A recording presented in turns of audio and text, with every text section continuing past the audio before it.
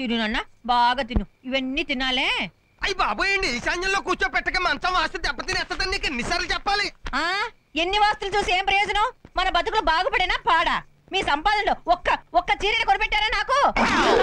ఏమిటిది? అయ్యి బాబోయ్, నీ బాధ భరించలేక దేవుడే పైనుంచి ఓ చీర ఇసిరేసి ఉంటాడు.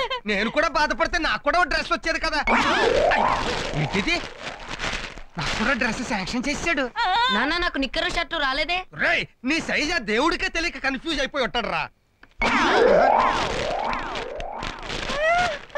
అయ్యి బాబోయ్, ఏంటి ఫ్యాంటసీ? ఎక్కడిది వస్త్రాలవానా? ఎవరండి మీరు? అడిగిన వాళ్ళందరికీ డ్రెస్సులు సప్లై చేసేస్తున్నారు. ఏదైనా ఎలక్షన్ లో నిలబడ్డారా? ఇడిగదికి ఇచ్చారు, ఇడికి ఓట్లేదు. అబ్బే లేదండి, నేను ఎలక్షన్ లో నిలబడ్డం లేదు. పద్మనాభం గారు పనిచేసే చోటే నేను పనిచేస్తున్నాను. అలాగా, రమ్మరా కూర్చో. కూర్చోమ్మా. మా తమ్ముడితో పనిచేస్తూ ఇంత భారీగా ఖర్చు పెడుతున్నావంటే చాలా ఆశ్చర్యంగా ఉందే. ఆయన డిపార్ట్మెంట్ వేరు, నా డిపార్ట్మెంట్ వేరు. అలాగా, పార్ట్ టైమ్ లో మీరు చీరలు డ్రెస్సులు అమ్ముతుంటారా? లేదండి, ఇవన్నీ మీ మీద అభిమానంతో తెచ్చాను. నేను మీ పద్మనాభాన్ని పెళ్లి చేసుకోవాలనుకుంటున్నాను. ఏంటి, సుఖపడదామనే? అవునండి, ఆయనతో ఎన్నోసార్లు మాట్లాడి చూశాను, అయినా లాభం లేకపోయింది. మీరు మనసు పెడితే మా పెళ్లి తప్పకుండా చేయగలరని తెలిసొచ్చాను. కమిషన్ ఎంత? ఎంత కావాలో అడగండి. ఎంత కావాలో తర్వాత అడుగుతానులే. ముందు 500 అడ్వాన్స్ కొట్టండి, హ్యాపీగా పని మొదలు పెడతాను. ఇదిగోండి 500. Thank you. మరి ఆటోలో వెళ్ళి రావడానికి 25 రూపాయలు కన్వీనియన్స్ ఇస్తావా? ఇదిగోండి. థ్యాంక్స్ అమ్మా. అవునమ్మా, పెళ్లికి వేరే బట్టలు పెడతావా లేకపోతే దీంతో అడ్జస్ట్ చేసుకోవాలా? పెళ్లికి పట్టుచీర పెడతాను వదిన గారు. వదిన గారు అప్పుడే వరుసలు కలిపేసుకుంటుంది. Very good, very good. అవును, చిత్తు కాగితాలు అమ్ముకునేవాడికి శ్రీ మహాలక్ష్మి దొరికినట్టు మా వాడికి నువ్వెక్కడ దొరికావమ్మా? ఇదిగో నీ పెళ్లి 100% అయిపోయినట్టే. హ్యాపీగా ఉంటూ ఆ మెడ రెడీగా ఉంచుకో, తాళి కట్టి. మీ ఇద్దరికి వయసు పెరిగింది కానీ బుద్ధి పెరగలేదు.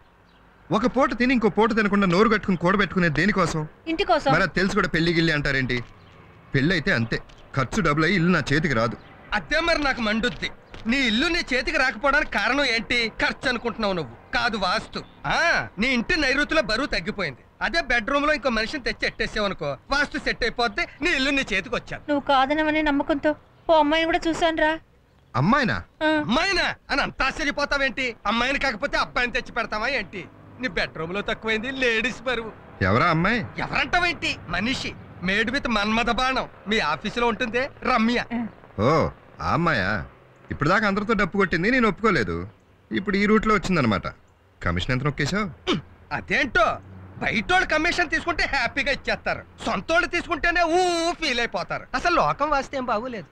తమ్ముడు బాగా ఆలోచించు. రమ్య కూడా ఉద్యోగం చేస్తుంది. ఇద్దరి జీతాలు కలిపితే ఇల్లు త్వరగా నడిపించుకోవచ్చు కదా.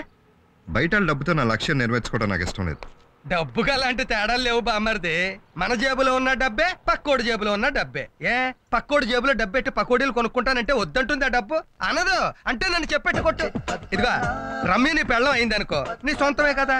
అప్పుడు రమ్య డబ్బు కూడా నీ సొంతం. 2 జీతాలు ఇద్దరు కలిసి ఓవర్ టైం కూడా చేసేసుకోవచ్చు. అప్పుడు బెడ్రూమ్ వాస్తు కూడా సెట్ అయిపోతుంది. వాస్తు? What nonsense you are talking?